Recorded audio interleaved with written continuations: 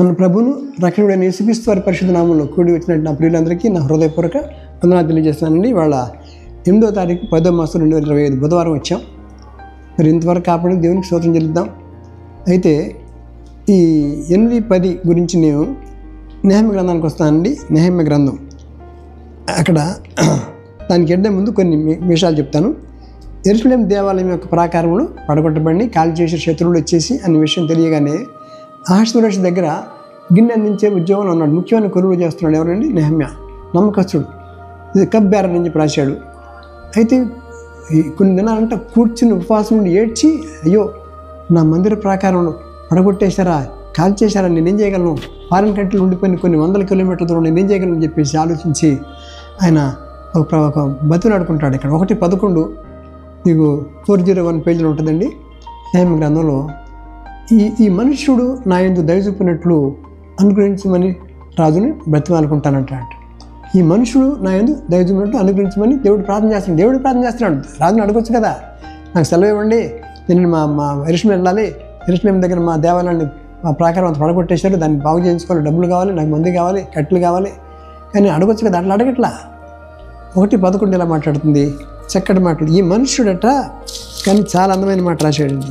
ఈ మనుష్యుడు నా యందు దయచూపినట్లు 1:11 మాటల్లో, యెహోవా చెవియొగ్గి నీ దాసుడైన నా మొర్రను, నీ నామమును భయభక్తులతో గణపతుడైన ఆనందించు నీ దాసుల మొర్రను ఆలకించి ఈ దినమందు నీ దాసుని ఆలోచన సఫలపరిచి ఈ మనుషుడు నా యందు దయ చూపినట్లు అనుగ్రహించమని నేను బతిమాలుకుంటున్నాను. దేవుడిని ప్రార్థన చేస్తాను. అద్భుతంగా దేవుడు ఒకరోజు కనికరం కలిసి, ఏంటంటే దుఃఖపడుతున్నాం ఏంటంటే మందిరాన్ని కాల్ చేశారు, ప్రాకారం అంతా కాలిపోయింది సార్, నేను వెళ్ళి పని చేసుకుంటే నీకేం కావాలి చెప్పి పని చేస్తానని చెప్పి అన్నాడు.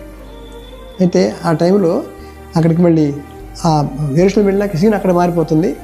అక్కడ అంటాడు, అక్కడ 8వ అధ్యాయం నెహెమ్యా గ్రంథం 8వ అధ్యాయం నుండి మంచి మాటలు మనం చూస్తాం.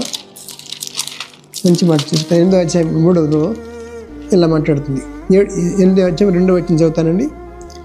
407 పేజీలు అంటాడు, యాజకుడైన ఎజ్రా 7వ మాసము 1వ దినమున చదువుబడు దాన్ని గ్రహింప శక్తి గల స్త్రీ పురుషులు కలిసిన సమాజ మందిరం ఎదుట సమాజం అంతటి ఎదుటను ఆ ధర్మశాస్త్ర గ్రంథమును తీసుకొని వచ్చి చదువును మొదలు పెడతాడు. ఎక్కడి నుంచమ్మా 3వ వచనంలో, నీటి గుమ్మ ఎదుటనున్న మైదానంలో ఉదయం మొదలుకొని మధ్యాహ్నం వరకు నిలుచున్న ఆ స్త్రీ పురుషులకును తెలుగుతో వినగల వారికి అందరికీ చదివి వినిపించుతూ వచ్చాను. ఆ జనులందరూ ధర్మశాస్త్ర గ్రంథమును శ్రద్ధతో వినిరి. ఎప్పటి నుంచమ్మా? ఉదయం మొదలుకొని మధ్యాహ్నం అంటే ఉదయం 6ంటికి మొదలెట్టారో 12 అయిపోతుంది. 6 గంటలు ఉంచుతారంట. ఏది ఎదురా చదువుతుంటుంటే, పైగా 7వ మాసం అంటున్నాడు. ఇక్కడ 7వ తారీఖు వచ్చింది మనకు కూడా. ఇక్కడ పేజీ నెంబర్ 407 వస్తుంది. ఇక్కడ గమనించి చూడండి ఎంత బాగుంటుంది బైబిల్. కాబట్టి శ్రద్ధగా అన్నారంట. ఎవరు? తెలుగుతో వినగల వారికి అందరికీ చదివి వినిపించవచ్చును. ఆ జనులందరూ ధర్మశాస్త్ర గ్రంథం శ్రద్ధతో వినిరి. మనకి ఎంత శాతం? 6 గంటలు నుంచి ఉంటాం మనం చర్చికి వెళ్ళి, అరగంట అయిపోవాలి ఉన్నారు, గంటలు అయిపోవాలి ఉన్నారు, లేట్ అయితే గొడవ పెడుతున్నారు. 6 hours they stood before God. ఎంత అద్భుతం ఆలోచించండి. కాబట్టి ఇంకా ముందుకు వస్తే 5వ వచనం, అప్పుడు ఎదురా అందరికంటే ఎత్తుగా నిలబడి జనులందరూ చూస్తుండగా గ్రంథం నిప్పెను. అప్పుడు అన్నాడు, అక్కడ అంటున్నాడు, చాలా చక్కగా ఉంటాయి ఈ మాటలన్నీ. అయితే 8:8 మాట్లాడుతుందండి. ఇటువలనే వారు దేవుని గ్రంథమును స్పష్టంగా చదివి, అలా చదవడం యాజకుడు స్పష్టంగా చదవాలి, చదివి వినిపించి జనులు బాగుగా గ్రహించినట్లు దానికి అర్థము చెప్పిరి. జనులందరూ ధర్మశాస్త్ర గ్రంథపు మాటలు దీన్ని ఏడవ మొదలు పెట్టగా ఏడ్చారంట. అయ్యో దేవుని మాట వినకుండా ఉన్నందువల్లే మాకు కష్టాలు వచ్చినాయని చెప్పేసి అర్థమైపోయింది. జనంతా ది వెప్ట్ అని రాశాడు. ఎంత భయంకరం. కాబట్టి ధైర్యపరుస్తున్నాడు నెహెమ్యా. మన పాఠంకి వస్తున్నాం. 8వ అధ్యాయం 10వ వచనం చూడండి. అక్కడ ఏముందంటే, మరియు అతడు వారితో ఇట్లనెను, పదండి, క్రొవ్విన మాంసం భక్షించుడి, మధురమైన దాన్ని పానం చేయుడి. ఇది వరకు తమ కొరకు ఏమీ సిద్ధము చేసుకొనని వారికి వంతులు పంపించుడి. ఎలయనగా ఈ దినము మన ప్రభువునకు ప్రతిష్ఠిత దినమాయను. మీరు దుఃఖపడకుడి, యెహోవా యందు ఆనందించడం వలన మీరు బలమును దుదురు. ఈరోజు వాగ్దానమే.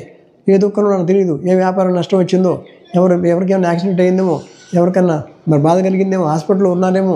కాబట్టి నాకు తెలియదు, కానీ ఏ దుఃఖంలో మీరు ఉన్నారో తెలియదు. కానీ రకరకాల దుఃఖాలు ఉన్నాయి. కానీ భార్య భర్తల మధ్య గొడవలు, పిల్లలు మాటని పోవటం, పిల్లటను తప్పిపోయారేమో, కానీ నష్టం జరిగిందేమో, ఎక్కడన్నా కోర్టు కేసులో ఇరుక్కున్నారేమో, ఆ యాక్సిడెంట్ అయ్యి ఎక్కడ పోలీసులు కష్టంలో ఉన్నారేమో. కానీ రకరకాల సమస్యలు మనం ఉన్నాం, దుఃఖాలు ఉన్నాం.